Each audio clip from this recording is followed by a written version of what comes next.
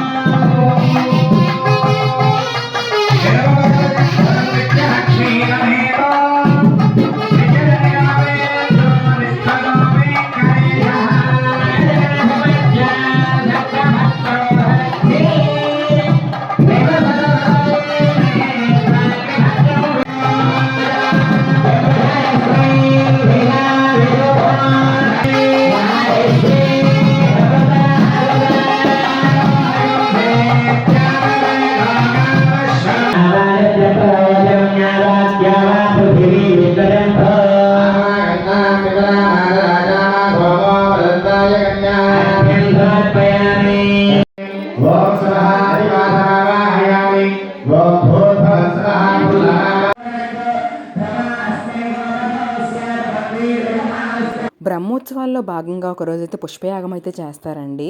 అంటే రకరకాల పూలతో స్వామివారిని అయితే అలంకరిస్తారనమాట. చాలా అందంగా అలంకరించారు కదండి. నాకైతే అలా చూస్తూ ఉండిపోవాలనిపించింది.